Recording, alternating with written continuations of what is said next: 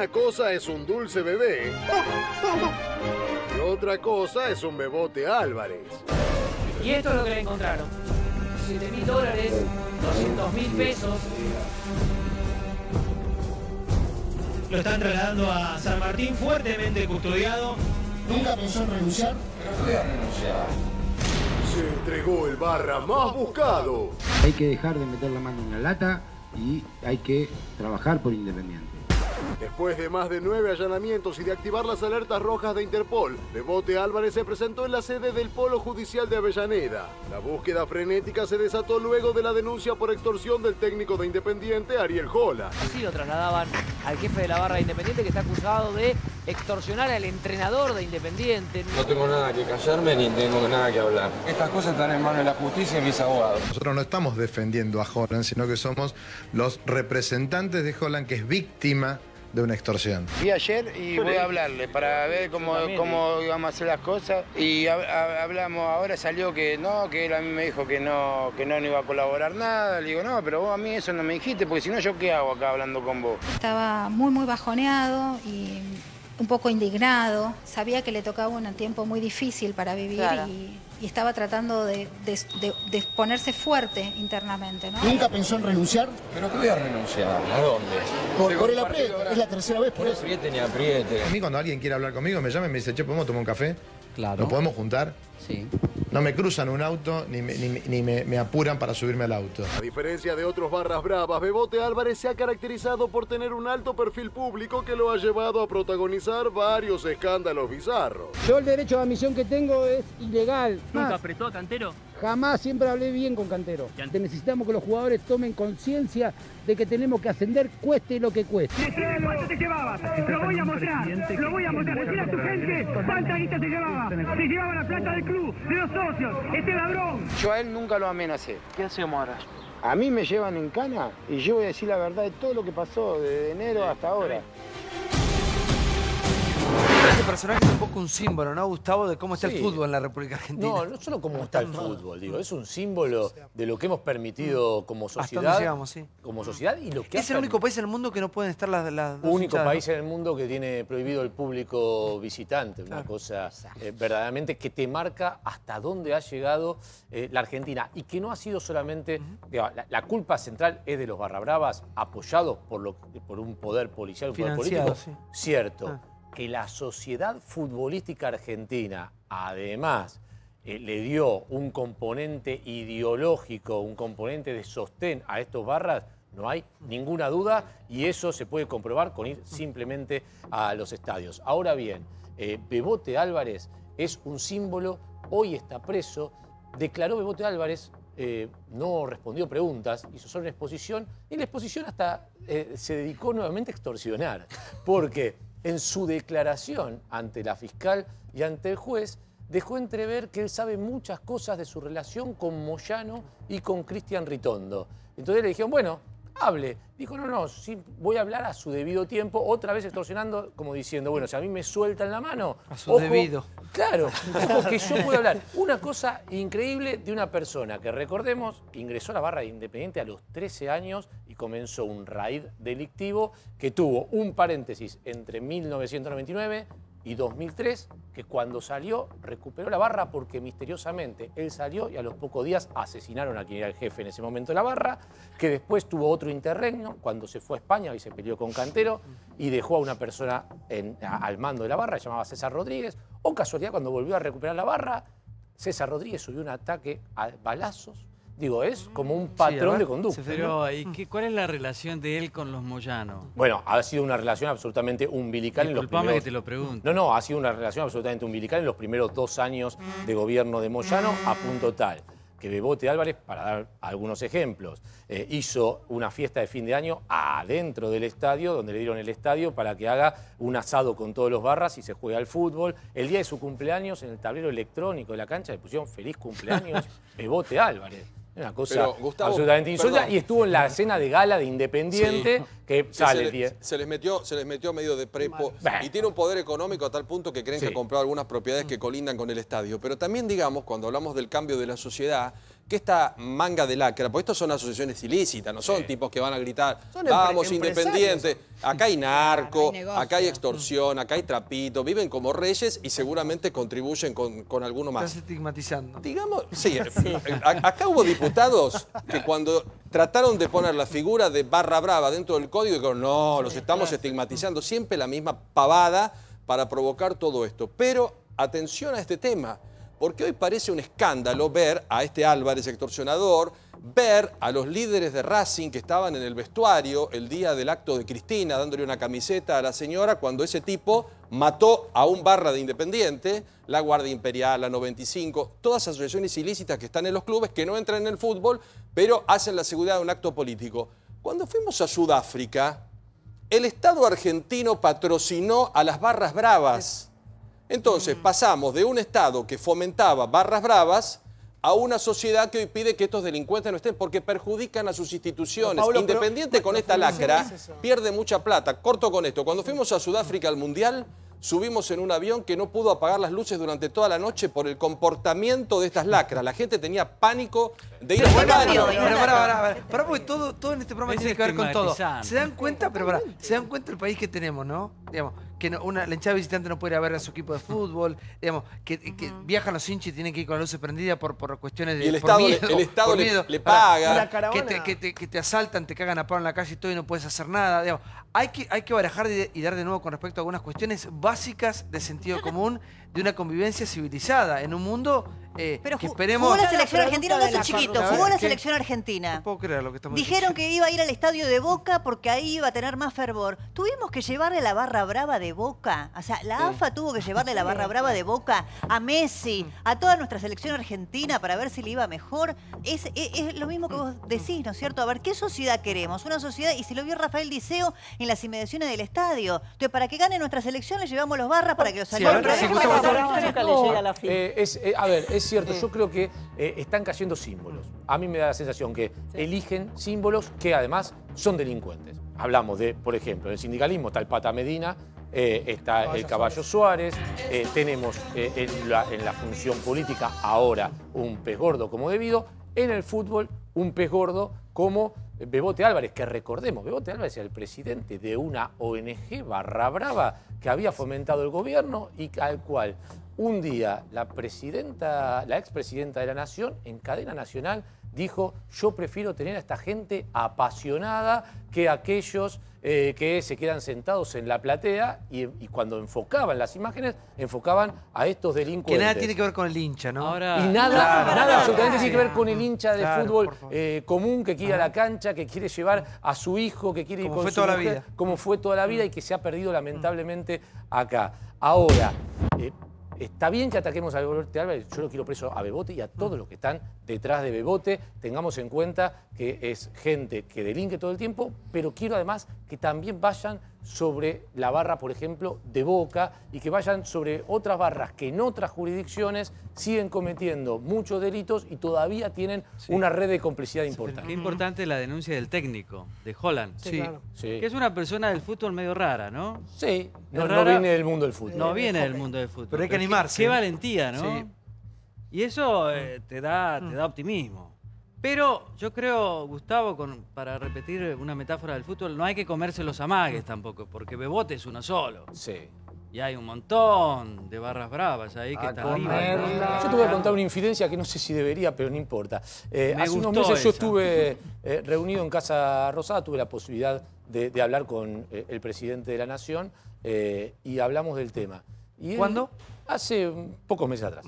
Y él me dijo, nosotros habíamos tenido muchas diferencias cuando era presidente de Boca, porque el crecimiento de la barra brava de Boca durante su presidencia fue exponencial. Y él me dijo, yo cambié y lo voy a demostrar que yo cambié. Y me dijo, vas a ver que Patricia Bullrich va a ir al frente con este tema y vas a ver que en provincia de Buenos Aires, que es donde está el eje básico también del problema, van a ir al frente. A mí, hasta ahora, lo que me da de aquella charla es que tanto en provincia de Buenos Aires como en Nación, que si bien no tiene jurisdicción propia en ningún distrito, fuerza policial propia para ir a cancha no tiene, a mí me da la sensación que yo todavía le mantengo el crédito abierto a aquellas palabras que me dijo el presidente porque veo una actitud muy proactiva. Ahora, en la capital federal a mí me da la sensación que la situación es distinta. Quien vaya a la cancha de River va a seguir viendo a la barra brava de River en el mismo dominio que tenía. ¿Por qué hasta motivo? antes de 2015. ¿Por qué motivo haces esa diferencia? Y porque lo veo en los estadios, en la cancha de Boca, en la barra brava de Boca sigue siendo amo y señor de la Pero Bombonera. aparte, lo mal que le hace al hincha, ¿no? Lo mal que le Lo hace mal al que club. le hace Mirá qué al fácil club, ir, al porque es club, todo ganancia. claro. Es todo ganancia ir contra los barra bravas, que era lo que yo muchas veces le expliqué a los políticos. Usted va contra los barra bravas, es ganancia pura. Porque ¿quién de la sociedad quiere a eso, a esas personas? Pero debe haber un vínculo ahí muy orgánico. Una cosa por ejemplo, ¿te acordás cuando jugó la Argentina y le dieron la entrada de favor a la barra de brava de Boca? Que Angelici dice, a mí no me importa eso. A mí me importa que Argentina vaya a Rusia. Bueno, ahí hay algo. Bueno, Hoy nos contaba Juan Manuel Lugones, titular de la Previde, que Holland no es el primer técnico independiente que sufra Bebote Álvarez, que alguna vez Oscar Ruggeri, que fue técnico independiente, o el turco Mohamed, habían sufrido la misma visita. ¿Qué hizo Bebote Álvarez? Se subió al auto de Holland y le dijo, pone $50.000 para financiar nuestro viaje al Mundial de Rusia 2018. Yo estaba repasando, como hacíamos antes del Botochorro, el prontuario de Bebote. Y la pregunta es, este tipo, con todo lo que tiene, ¿cómo diablos no cayó antes? Tentativa de robo automotor, tentativa de robo, atentado, resistencia a la autoridad, lesiones culposas, amenazas al plantel de Independiente, privación ilegítima de la libertad, extorsión más amenazas. Y me acordé de Rudy Ulloa. Rudy Ulloa era el chofer de Néstor Kirchner, después se puso medios en Santa Cruz. ¿Cómo se financió Hinchadas Unidas Argentinas? Esa agrupación que contaba Paulo, que voló en el avión con las luces prendidas. Y que transformó Sudáfrica en una locura. En el año 2010 y de la cual era integrante el señor Bebote Álvarez, entre otros distinguidos barra bravas. Con financiamiento de Rudy Ulloa, con financiamiento del gobierno nacional, con fiscales que miraban para otro lado. Es un sistema, antes hablábamos de un sistema, acá se repite el sistema. La única forma que este señor Álvarez, Bebote Álvarez, con todo el prontuario que te acabo de leer, haya estado libre, es porque había complicidad de todos lados. ¿Te doy un dato? La única vez que el Congreso consiguió llevarlo al señor, al secretario a Guillermo Moreno, al secretario de Comercio Interior, al Congreso a declarar, fue por el escándalo del INDEC. Una sola vez. Salón Azul del Senado. Entró rodeado de todos los barras de Hinchadas Unidas Argentina. Estaba yo en ese lugar. En cada columna del Salón Azul lo custodiaban y es más, Federico Pinedo pidió por favor en un momento si podían retirarlo porque lo rodeaban. Es decir, era a la vista de todo el mundo. Seguridad de presidencia, seguridad del Senado y seguridad de la Cámara de Diputados, porque era una bicameral, autorizó que toda la hinchada de Hinchadas Unidas Argentina entrara a custodiarlo a Guillermo Moreno. Bueno, sí, a mí me parece que es importante destacar lo siguiente. Tomo lo que se dijo y principalmente en la provincia de Buenos Aires, cuando se decidió ir contra las mafias, también fue contra la mafia del fútbol. Y el gobierno de Vidal y el ministerio de Ritondo son los que acorralaron al Bebote Álvarez. Y esto también lo tenemos que decir. Porque si no parece como que no existe una luz de esperanza. Digo, lo que estamos viendo, este acto fundacional, que todos esperamos que sea un acto fundacional. Es la presión social, ¿eh? Tiene, por supuesto, sí. pero digo, hay presión social, pero hay respuesta. Entonces hoy está preso, lo acorraló la policía bonaerense, la misma policía que muchas veces criticamos porque decimos que hay grandes bolsones de corrupción, es la que fue al frente, llevó adelante estos allanamientos y lo acorraló y después él decide entregarse con su abogado. Pero digo, hay un programa en la provincia de Buenos Aires de erradicación, para erradicar la violencia en el fútbol y para que el fútbol vuelva a ser el lugar de encuentro de la familia. De la familia, total. César. No, un pequeño detalle. Yo era cónsul general en París, el Mundial del 98 o 94, y Bebote Álvarez estaba. Sí. Claro. Tenía un problema cuando pasaba los controles perdón, de los aviones. Francia fue 98. 98. Porque tenía una bala o algo así en la pierna. Y no se la quería sacar porque quería volver a Buenos Aires con la misma porción o no sé, un pedacito del proyectil que tenía.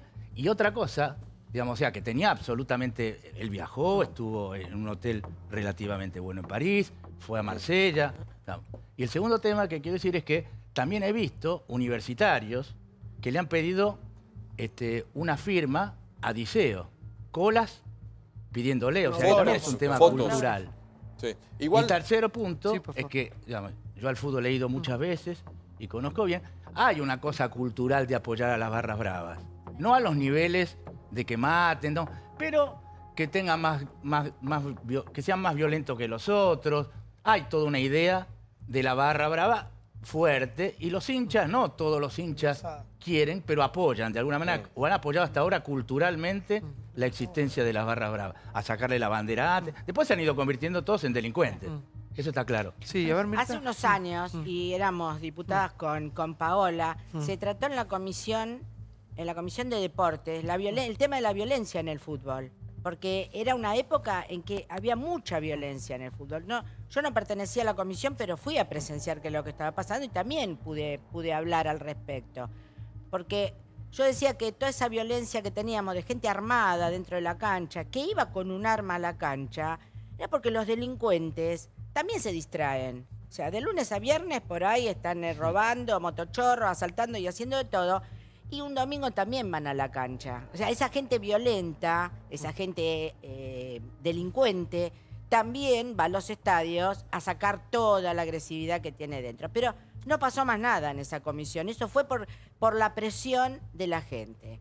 Y yo creo que todas estas detenciones, el resultado de las elecciones, tienen que ver con que sabemos, que nos damos cuenta la herramienta que tenemos cuando votamos, la herramienta que con las redes sociales de cómo no queremos más. Porque a lo mejor hay gobiernos que piensan diferente y tienen distinta ideología, pero si no robaran, si no hubiera corrupción, creo que todos llegaríamos a buen puerto. Dos pequeñas aclaraciones. La primera, yo recuerdo perfectamente, porque siempre trabajé el tema, de esa comisión. En esa comisión, el asesor, uno de los asesores de esa comisión contra la violencia del fútbol del Congreso, era el actual abogado de Bebote Álvarez. Digo, para entender un poco a veces cómo se trabaja, ¿no? Y el abogado de Bebote Álvarez era asesor de alguien que era un diputado. Y ese diputado estaba en el partido GEN. Y ese diputado, que yo sé que hoy ya no tiene más relación, o por lo pronto a partir de la investigación que yo hice en aquel momento, pero es el número 2 de Patricia Bullrich hoy, que es Gerardo Milman, que afortunadamente tengo entendido que ya no tiene relación, por lo menos profesional, con quien era su asesor y era al mismo tiempo, en aquel momento, abogado de la barra de Racing y abogado de Bebote Álvarez. Y lo segundo, cualquiera de nosotros o cualquier persona que nos está mirando en este momento en televisión, lo invita a 15.000 pesos. A ver, ¿qué trámites le piden? Bebote, como decía Paulo, compró toda la propiedad, no es que compró un localcito, compró en el pasaje Bocini, que está al lado de la cancha, desde el número 725 hasta el número 703. Cualquier frentista sabe que eso es bastante. ¿Con qué plata lo hizo? Porque yo lo único que recuerdo, la última vez que recuerdo haberle visto plata a Bebote fue hace 1 año y medio, desde ese lugar que había comprado, la barra le dijo, pero esto lo compraste con la plata de todos nosotros, la plata de la barra y lo estás poniendo a tu nombre. Yo no sé si ustedes recuerdan la imagen, Bebote en el techo de esa obra en construcción, tirando dólares como si fuera Al Pacino en Scarface. A las barras... Se abrió una causa judicial por eso. Hoy fui a ver cómo estaba esa causa judicial, porque bueno, esa causa judicial lleva 1 año y medio. Debe haber habido una investigación archivada. Archivada, un barra brava tirando dólares a un grupo de barra brava en una obra en construcción que él compró y la justicia no tomó ni una medida de prueba. Sí. No, yo decía si a las barras bravas no las tendríamos que combatir con la FIP. Porque en Estados Unidos Al Capone fue a la cárcel por no pagar impuestos. No le podían probar nada. Lo mandaron a la cárcel por no pagar impuestos. Como vos decís muy bien, todos tienen propiedades, barcos, no sé cuántas cosas. Fariña compró una estancia. Por ejemplo. Con un monotributo mínimo, una estancia de casi 6 millones de dólares. Los clubes ponen, Clarita, dinero. Los clubes ponen dinero. Acá, si bien esto es muy importante lo que sucedió... No hablo por los controles, ¿no? Claro, en el día de ayer, digamos que hay múltiples dirigentes que ponen plata todos los meses. Hay como gastos reservados en los clubes. Muchos dicen, ¿no? ¿Sabe qué pasa? Yo tengo un miedo bárbaro porque son delincuentes. Bueno, tampoco tenés obligación de estar al frente de un club si no los podés enfrentar o si te genera mucho temor. Hay algunos que combaten y pelean. Y hay otro problema, porque dejamos de tener público visitante, que significa un importante ingreso. Pero ¿sabés qué logró la pérdida del público visitante? Que hoy tengamos los mismos operativos policiales que pagan los clubes. ¿Por qué? Porque de una barra brava se formaron grupos por el poder. Entonces vos tenés en un club 2 o 3 facciones que disputan el botín, que es mucho dinero, porque esto es dinero. A ver, para que, sí, tenemos que ir obviamente al tema internacional del día, ¿no? Acá hay gente que nos puede explicar un poquito más. Arantxa, ¿qué significó para los españoles, qué significó para la gente de Cataluña este día? Seguramente va a quedar en la historia. Un día histórico, un quiebre, por supuesto, entre lo que ha sido la sociedad catalana independentista y el resto de los españoles. Pon imágenes, por favor, Dire, cuando pueda, sí. Vamos a estar, la verdad es que ya era hora que Rajoy tomara realmente estas medidas y aplicara el 155 y por tanto que sacara el poder al gobierno y al Parlamento catalán. Puigdemont va a seguir con esto, ahora se trata de una guerra de resistencia, a ver quién aguanta más la presión tanto social como internacional. Creo que es importante destacar que esperaban el apoyo internacional, no lo han tenido. Trump y distintos presidentes, incluidos Donald Tusk, que es precisamente el de la Unión Europea, han dado su apoyo al gobierno español. Yo no sé si ustedes saben las relaciones bilaterales que ha estado tejiendo Cataluña en estos últimos años con las distintas consejerías en distintas partes de Europa. Una de ellas, y muy destacada, es la de Dinamarca, la de los países escandinavos, ya que no saben quién la ha estado manejando. La hermana de Guardiola, la hermana del que había sido entrenador del Barça. Digo, que han estado precisamente haciendo toda una cuestión de relaciones públicas precisamente para instalarlo. Hay que estar de un lado o del otro. Digamos, el mundo está mirando con ojos muy atentos lo que está pasando, lo que ha pasado. Y la pregunta que todos nos hacemos es ¿hasta dónde va a llegar esto? Y hasta dónde va a continuar esta paz que es pendiente de un hilo, ¿no? Porque todos tenemos miedo de que todo esto termine en una violencia extrema. Claro. Puigdemont quiere ser el país, digamos, quiere declarar en esta declaración de independencia, mostrar su fortaleza y su gestión al resto del mundo. Mi particular visión es que creo que está haciendo un poco el ridículo en este lugar y está exponiendo a un montón de catalanes que no nos sentimos identificados con este proceso y sobre todo con estos pasos que han sido ilegales, irresponsables y que sobre todo han dejado un quiebre en la sociedad que va a durar, o sea, va a perdurar durante muchos años. Sí, tengo la misma impresión, pero visto desde acá, que estamos en el fondo del mundo, ¿no? Que parece como que están ganando la partida Rajoy y el rey.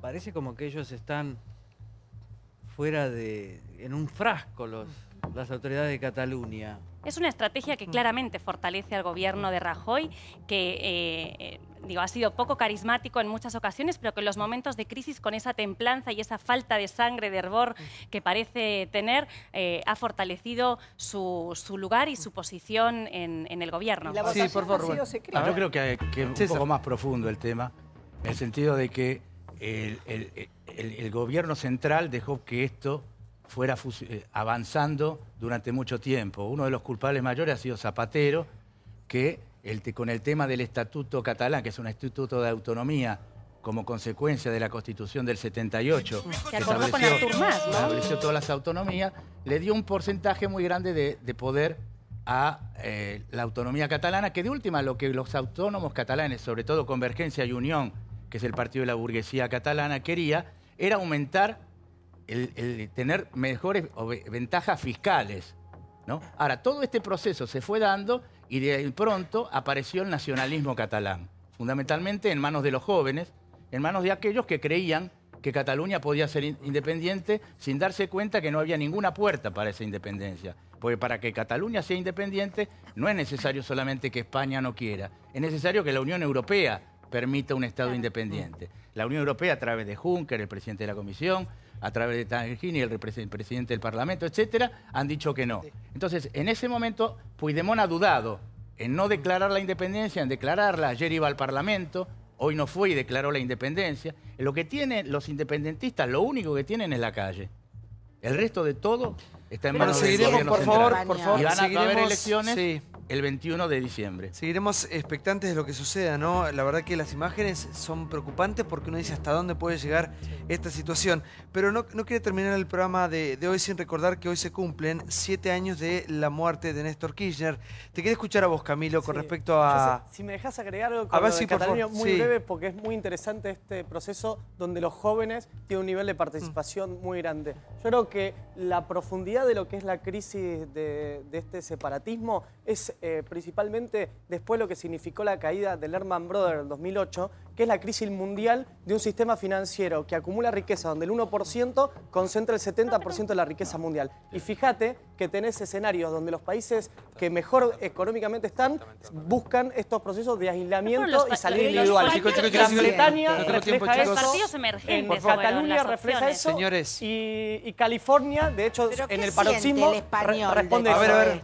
Deja de ser Minuto. Me parecía interesante. Y después creo que lo que demuestra también es la debilidad de Rajoy, que busca agudizar este enfrentamiento en vez de un consenso y de diálogo para, esa es la para teoría de buscar Podemos, una salida. Disculpame, Sadio, y no, está bien. con lo de... Para que voy con Ceferino, porque si no, no me va a alcanzar el programa. Ceferino, acabas de sacar un libro que es bestseller, ¿no? Sí, lentamente. Lentamente, te felicito. Hoy se cumplen 7 años de la muerte de Néstor. Yo recuerdo perfectamente, fue a la mañana, estábamos en la radio. Recuerdo perfectamente ese día. Hoy hubo un acto, habló Máximo Kirchner, sí. No sé si tenemos algunas imágenes. ¿Qué significa este día para los kirchneristas a 7 años de la muerte de Néstor, después de lo que pasó el domingo? Bueno, los encuentra este aniversario en un problema de poder, ¿no? Han perdido las elecciones. Yo creo que el kirchnerismo murió con Néstor Kirchner y nació algo nuevo, que es el cristinismo. El cristinismo para mí no está terminado. Creo que lo que dicen que está terminado era porque tenían mucho miedo de que Cristina fuera una opción de gobierno en el 2019. Eso no. Pero me parece que ella va a seguir teniendo poder de fuego desde el Senado. Creo que ella es distinta de Néstor Kirchner y su fuerza política es distinta del kirchnerismo original, si bien hay un parecido de familia. Pero sí, una cosa, me parece que cuando muere Néstor Kirchner hace 7 años, muere el conductor político de la fuerza kirchnerista, con todos los aciertos y desaciertos y sobre todo causas judiciales que tenía Néstor Kirchner. Pero si había algo interesante que tenía, era cómo construía política de una manera estratégica, me parece, mejor que Cristina. Cuando muere Néstor Kirchner, Cristina rompe con los aliados principales de Néstor. Moyano, Alberto Fernández, Sergio Massa, después Felipe Solá, después Bocio, ahora Randazzo, Clarín, el movimiento Evita, Tayana y después se reconcilia con Tayana. Y Cristina se encierra en su mesa chica y nace hoy Unidad Ciudadana. Cristina queda con Máximo, con la Cámpora, con los Sabatella. ¿Tenés imágenes de Máximo hoy? Sí, porque algunos le dicen frepacito de manera... No importa, lo que quiero marcar es que kirchnerismo, cristinismo, decías vos, bueno, es una buena forma de entenderlo. Se cerró el kirchnerismo, dejó esa transversalidad. Pon un poquito a Máximo lo que decía hoy a la tarde en el acto. Sí, a ver si lo podemos ver. Mucho más flaco reapareció Máximo Kirchner después de mucho tiempo sin hablar. Es la ausencia de poder. Bueno. Se come menos en el desierto. Creo que es la primera vez que Cristina no va. Yo creo que para la juventud la figura de Néstor fue un antes y un después. Yo, en términos de lo que significa, me parece, uno habla desde el peronismo y Néstor y Cristina simbolizaron eso, ¿no? Y también el recuerdo que tiene de ese peronismo del país que pudo ser y no fue, cuando nos cuentan sobre el Pulque, el primer avión a propulsión a chorro, y el kirchnerismo, la posibilidad de los satélites y lo que se fue en ciencia y tecnología, y esperemos que el país siga construyendo, digamos, en ese rumbo. Con el pero es lo que hay que seguir invirtiendo y desarrollando. No para que después volvamos a contar a nuestros nietos y a los hijos de nuestros nietos de que hacíamos satélites y dejamos de hacerlo, como pasó en el gran desarrollo de la industria de lo que fue el peronismo. Sí. Cualquier cosa. No sé, me perdí. Se te perdí, mientras sí, por favor. Bueno, el cambio con la muerte de Néstor Kirchner también se da en la provincia que más tenía que cuidar el cristinismo después, Buenos Aires, la provincia de Buenos Aires. Néstor, durante sus años como presidente, pero después como expresidente, había logrado una red con los intendentes y con algunos movimientos sociales que después Cristina, al blindarse, no sé si ustedes se acuerdan que en los primeros tiempos decían, si la tocan a ella la que se va a armar, esa decisión de blindarla, la aleja justamente de los principales movimientos. Cristina Kirchner, cuando fue entrevistada, no sé si se acuerdan, en Desde Otro Lugar, ese ciclo que había hecho en la TV pública, contó cómo había sido la última noche de Néstor antes de morir, que estaban viendo, desmintió la pelea con Hugo Moyano, pese a que muchas fuentes la habían confirmado, pero contaba que Néstor se había enojado mucho con Luis de Lía, porque en una entrevista él decía, Néstor es un cuadro, Cristina es un 10. Mirá a qué nivel Cristina rompe con los movimientos que daban base y votos, que Luis de Lía desde 2013 hasta ahora sigue planteándose un poco como un paria y termina diciendo que Cristina en algún punto no escucha. Y cuando uno plantea una oposición, pega palos en la cabeza. Para que lo escuchemos un poquito, Máximo Kirchner, esto dijo hoy, mira.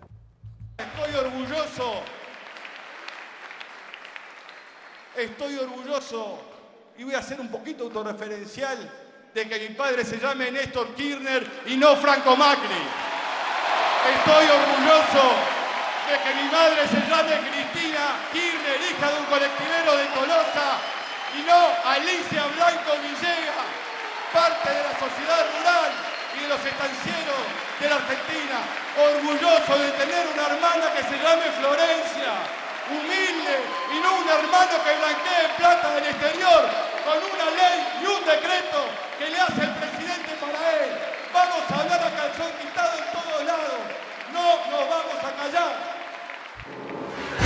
Ahí está, reapareció, sí. No, digo que uno no elige el lugar en donde nace, entonces me parece que hacer política en relación a quiénes han sido tus padres, buenos o malos, es absolutamente irrelevante y hasta injusto, ¿no?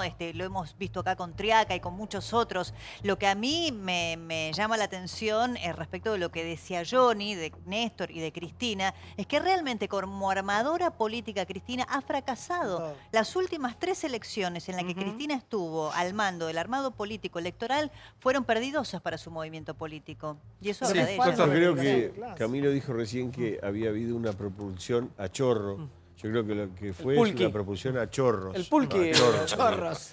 Hubo una propulsión a chorro y el ideólogo fue Néstor Kirchner. Somos benevolentes con Néstor Kirchner porque él fue el que armó este sistema y decidió afanarse las empresas para poder afanarse el país, independientemente de que haya sido más pícaro y quizá mucho más inteligente para expresarlo. Pero lo que pasó después fue consecuencia. No nos olvidemos que él cenaba con Báez ese día que murió. Sí. Él cenó con Báez. Ya no me importa si habló con Moyano, pero cenó con el tipo que se quedó con media Patagonia, que se afanó media Patagonia. Sí. Bueno, yo creo que el hijo expresa lo que expresó, que no voy a juzgar yo lo que él dijo. Pero yo hablo de lo mío, desde lo nuestro, lo productivo, el país que crecía. No hubo una década, hubo una década partida, ni ganada ni perdida. Yo creo que Néstor recibió un país ordenado, ya en el 2002, mentira que recibió un incendio. El país crecía al 7%, con 3% de inflación, superávit a gemelos. Recibió 5 ministros, 38 secretarios de Estado. Y mantuvo aquellos 3 motores que eran importantes, que era el tipo de cambio competitivo, baja inflación y superávit gemelo. Después de lo que él hizo, no quedó nada. La inflación del 3 pasó al 30, el 5% de superávit fiscal pasó a ser déficit del 5% y el tipo de cambio se perdió con la inflación. Hubo 2 periodos totalmente distintos. Ya seguimos. Ahora un cierre con Ceferino hablando un poquito de su libro en este día que seguramente lo refleja muy bien. Seguramente no lo refleja muy bien en su libro porque lo leí. Gracias por venir, Muchas gracias a todos. Usted, Ceferino, se queda. Gracias, doctor. Muchas gracias, Vasco. Bueno, quiero hacer una denuncia, por favor. Quiero hacer una denuncia de último momento. No, esto fuera de joda que en este programa es grave lo que acaba de pasar. Feliz cumpleaños, Castel. Castel, dale. Feliz cumpleaños. Muy bien. ¡Ay, feliz ¡Feliz cumpleaños! ¡Bravo! Escorpiano. Lo mejorcito que hay en este canal, mirá. Tampoco, pero sí, pero bueno. Ahí lo tenés al pelotudo. No, ahí lo tenés. No, quiero hacer una denuncia porque le han secuestrado. Mira, le puedes tocar a la madre, te puedes llevar el hijo. A Mauro. A Mauro. Pero le sacás la computadora a Jonathan Viale. Yo tengo, si me permitís, el autor intelectual del robo. Yo sé quién es. Enfocá. Pero hay pedido de rescate. ¿Cómo andás, Cheyenne? ¿Bien? Hace mucho que no te vi, Cheyenne. ¿Cómo andás? ¿Todo bien? ¿Estás con nosotros anoche o no? Poco. Pará. ¿Te puedo decir quién es el autor intelectual? Te robaron la computadora Jonathan Viale, chico. Me han robado y yo lo voy a decir. Si querés lo digo. Si me autorizás lo digo. Espera un minuto. Hablando de... Este programa se habla mucho de chorro, chicos. ¿Cómo va a ser? Ay, que se viene. Bueno, son las 23:11 minutos. ¿Para qué quiero hacer un puentecito para ir de una cosa a otra? Porque ahora sí tengo que ir con el señor Ceferino Reato a 7 años de la muerte de Néstor Kirchner. Hombre bestseller con su libro. A ver si tenemos un libro para mostrar, ¿no? Uy, ahí lo robaron todo. Mirá. Me lo robaron. Lo vendió todos. No, creo, ¿sabes? Néstor Kirchner era una personalidad muy compleja, como todos estos políticos. No lo podés agotar con un perfil. Porque cuando él murió, era la persona más poderosa del país. Gobernaba la esposa, pero mandaba él. Pero también era el ministro de Economía. A Cristina los números, la gestión, la administración nunca le interesaron demasiado. Sí la palabra. ¿Y para qué te quiero hacer una pregunta con respecto a lo que pasó hoy? Sí, discúlpame, termina. Y tercero, era el vértice del esquema de corrupción. Imagínate esas tres características en una sola persona. Ya, hacer política, acumular poder y hacer plata, acumular dinero en la misma cabeza, tenés que tener una especialidad, ¿no? Y hoy lo veíamos a Máximo, que de hecho pasamos un fragmento de lo que fue su presentación en la tarde, en conmemoración, no en este acto que se hizo. ¿Lo ves a Máximo como un cuadro político que pueda llegar a seguir los pasos de su padre? Al kirchnerismo no tener un candidato fuerte porque se lo nota con ganas, se para en un escenario y habla, tiene muchas cosas, ¿no? Lo vi mejor que cuando habló en Argentinos Juniors, mucho mejor. Pero me parece que la distancia con el papá es muy grande porque Kirchner, obviamente yo nunca fui kirchnerista, obvio, me parece que se dieron cuenta, pero hizo todo un cursus. Fue intendente de Río Gallegos, 3 veces gobernador de Santa Cruz. Desde ese distrito electoral que tiene el 0,5% de los votos de todo el país, se convirtió en la persona más poderosa del país. Eso no lo hace cualquiera. Tenés que tener una personalidad y tenés que tener una circunstancia. Él es hijo de la crisis del 2001. La aprovecha muy bien. Yo creo que para la Argentina le fue mal toda esa concentración de poder en presidencia y en el Estado Nacional me parece pésima para el país en su conjunto, pero eso es lo que él hizo y lo hizo con cierto éxito, a punto que pudo coronar a su mujer como su sucesora. ¿Y él puede ser el sucesor, Máximo? Yo creo que ¿O lo va a intentar? Yo la vi mejor, pero el apellido Kirchner está tan aniquilado a nivel masivo que ahora corre con una desventaja. Creo que Cristina sí en el Senado va a tener oportunidad de hacerse oír y se va a hacer oír. Para algarabía también del gobierno, digamos la verdad, ¿no? Juegan los dos, Cristina y Macri, juegan el mismo partido. Gracias, señores, por habernos acompañado. Gracias. Y nos seguimos preguntando dónde está la computadora de Jonathan Viale, por favor. Gracias a los amigos de la Lorita. Pásenla lindo el fin de semana, estén en familia, disfruten, pásenla bien y disfrutemos que la vida es una sola, ¿no? A vivir un poco. Clarita, Viernes. te quiero. Sí. Gracias, Relojes Polis, y gracias, impecable la ropa, como siempre diría. Señoras y señores, pásenla lindo. Hasta el lunes. Chau.